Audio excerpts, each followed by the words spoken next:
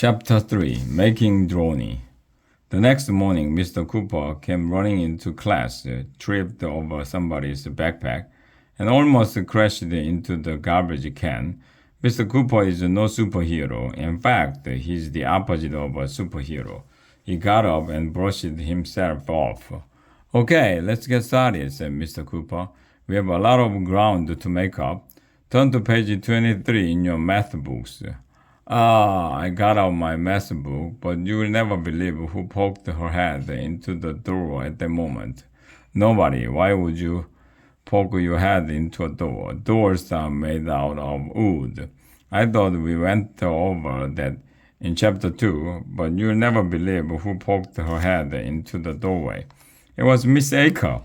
Hey kids, she shouted. It's make-up woman time. Follow me. Mr. Cooper slammed his math book shut, closed his eyes, and rubbed his forehead. Grown-ups are always rubbing their foreheads. If you ask me, they need to use moisturizer. What are we going to make today, Miss Aker? Asked Andrea as we walked to the Fat Lab. Can we make more cupcake cars? Ryan asked. They were yummy. We made cupcake cars yesterday, said Miss Aker. Let's make something different today.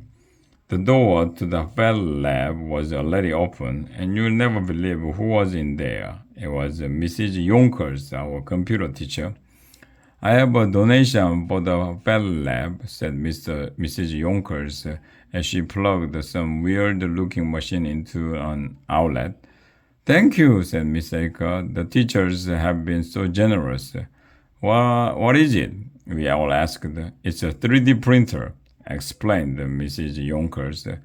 Back in the olden days, you could only use a computer to print on paper. Now we can print objects. Like what kind of objects? Asked Neil. Just about anything, replied Mrs. Yonkers. You can make a replacement parts for a broken toy or a statue. Or a door. I thought you kids might be able to come up with some fun ideas. 3D printing sounded cool.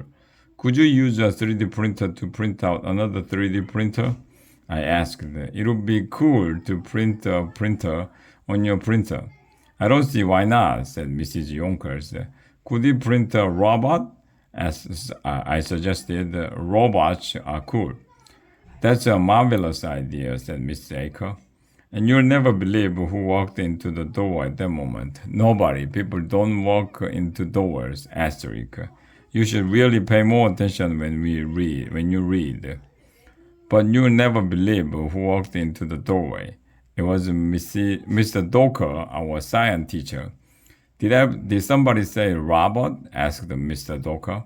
I did, I said. I love robots, said Mr. Doker and Mrs. Yonkers at the same time. We all agreed that making a robot on the 3D printer would be cool. I have an idea, said Ryan. Let's make a flying robot. I have an idea, said Neil. Let's make a flying robot that can talk. I have an idea, said Andrea. Let's make a flying, talking robot that's really smart.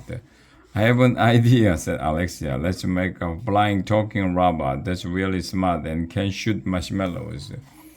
We had lots of ideas. Mr. Doker and Mrs. Yonkers used the computer to help us design a smart robot that could fly, talk, and shoot marshmallows. We all worked on it as a team. It took a long time, but I didn't mind because we were getting out of math. When we are finished designing our robot, we printed it on the 3D printer.